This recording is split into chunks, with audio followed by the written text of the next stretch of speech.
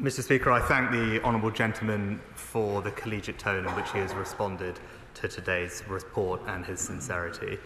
He is right, it is irrefutably clear that an unconscionable injustice has been done, the result of a consistent and systemic failure by the state time and again for decade after decade, and it's why I apologise wholeheartedly and unequivocally to every single person impacted by this scandal. And the anger and sorrow felt across this House is the right response. And it is right that we now act on behalf of the victims, their loved ones, and the whole community who expect us to put right this historic wrong. Father of the House, Sir Peter Bottomley. The thousands of people at Central Hall thanked Sir Brian Langstaff. He thanked them. We should acknowledge, as has already said, the Right Honourable Lady for Hull North and her leadership of the all-party group. Can I say to my right honourable friend that permanent secretaries and cabinet secretaries need to say to everyone throughout their chain, are we doing something which is right? Are we doing something which is necessary? Are we doing something which will work? If those questions had been asked more effectively, would my right honourable friend agree that the number of tragedies would not have been 5 for every MP in this House, not 5 times more for everyone who's injured or affected, but the numbers would have been greatly reduced and we'd have learnt the truth earlier. Well, can I start, Mr. Speaker, by thanking my right honourable friend for his dedicated work co-chairing alongside the member for Kingston upon Hull North, the all-party parliamentary group on haemophilia and contaminated blood. And I can assure him that Sir Brian's report is highly detailed and sets out a number of recommendations, and I can assure my right honourable friend that we will respond to it in full as quickly as possible. SNP Leader Stephen Flynn.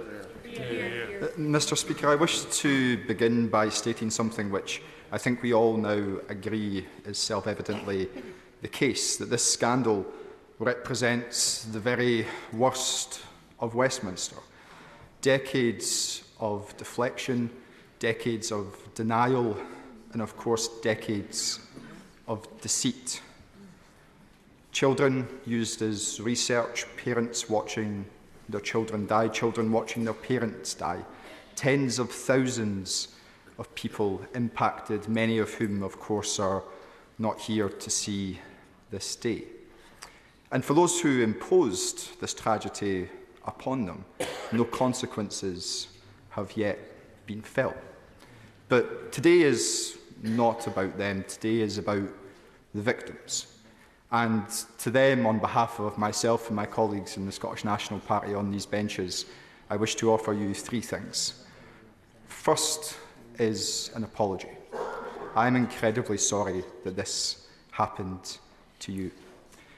Second is to say quite openly, thank you.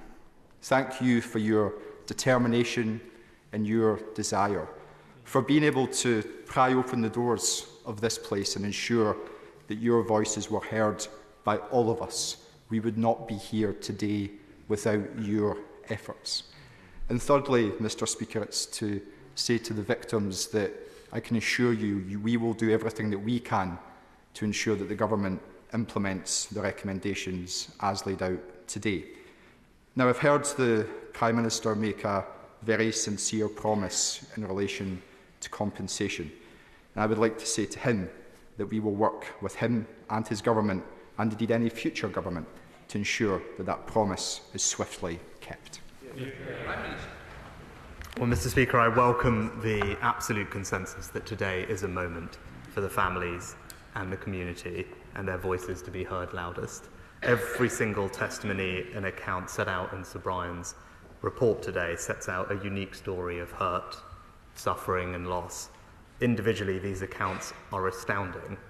Taken together, they are truly unimaginable.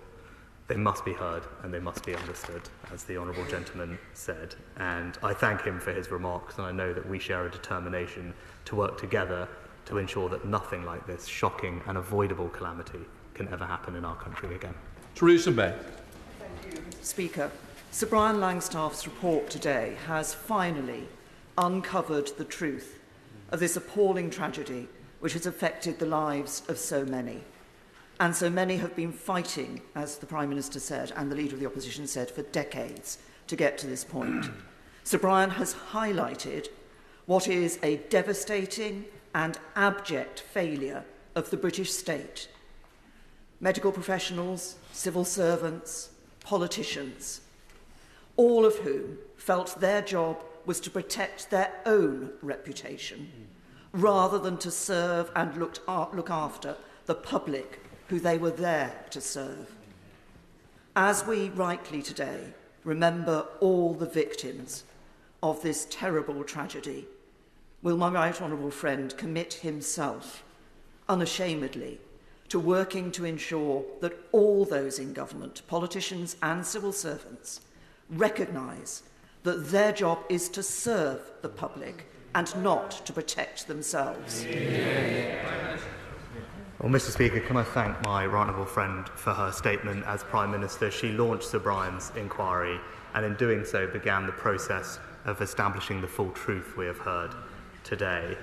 There is no doubt, as she recognises, that the inquiry came too late, that compensation came too late, was woefully insufficient, and the consequences of that failure are stark.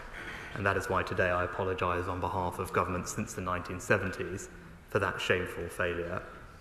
But I can also assure her that Sir Brian and his team have made a series of wide-ranging recommendations, and we will study every single one of them in detail and work urgently across government and public organisations, our health services and civil society, all to ensure that nothing like this can ever happen again, but also that we end the challenges that she encountered, where the institutions responsible for serving the public, including the NHS and civil service, are more concerned by cost than accountability.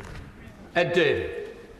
Mr. Speaker, today is about the tens of thousands of people whose lives have been torn apart by this disaster. Many of them have fought and waited for decades to see this day. And tragically, thousands have died waiting, as the Prime Minister reminded us. I pay tribute to the survivors, the families, the campaigners and the journalists who fought so long and so hard for justice. Having listened to their stories and now seen the evidence laid bare in this report, I want, on behalf of my party, to echo the Prime Minister's apology. We are all truly sorry for the pain people have suffered over decades under governments of all parties, and for the failures of politicians and the state to do the most fundamental job to keep people safe. We must now ensure full compensation is paid without any more delay, and we must also make sure that nothing like this can ever happen again. In his report, Sir Brian highlights how, and I quote, "The truth has been hidden for decades through a lack of openness, transparency and candour that has caused enormous damage." So will the Prime Minister join me in backing the survivors' call for a duty of candour on all public officials? Well, Mr. Speaker, I thank the right honourable gentleman for his remarks. Across this House, we share a determination to work together to ensure that nothing comparable to this shocking and avoidable tragedy can happen ever again in our country. Today is a day for the victims and their families to hear the full truth, unequivocally acknowledged by all, and to remember the many, many lost loved ones.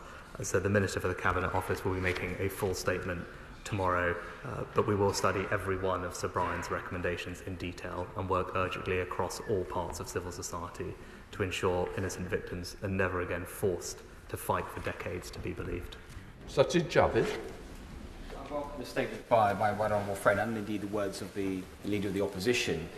Mr. Speaker, this scandal, the biggest in the history of the NHS, but also Mid Staffordshire, Ockenden, the Cash Review, all of these scandals are linked by public servants putting the reputation of themselves and the NHS above that of patient safety and care. And time again, ministers have stood at that dispatch box of the successive governments, including myself, promising that lessons will be learned. So can I ask my right honourable friend, why will it be any different this time? Mr. Speaker, Sir Brian's report is categoric that this scandal represents a decades-long moral failure of the state, but in particular he highlights an appalling truth, that our National Health Service failed. It was known that blood and blood products given by medical professionals were contaminated. It is correct to acknowledge that medical practice has evolved. Every day, hundreds of thousands of our NHS staff do provide life-saving care to the British people, and we are incredibly grateful. But the report today sets out clear and wide-ranging recommendations that we must study closely, and we will work urgently with our health services to ensure that nothing like this will ever happen again. You actually made it to the end of the video. Thank you for watching the video. If you would like to subscribe to the channel, which, why haven't you already, is somewhere over there. And also, if you want to watch more videos, also check out over there. I've been Jake from Just Jake. See you later.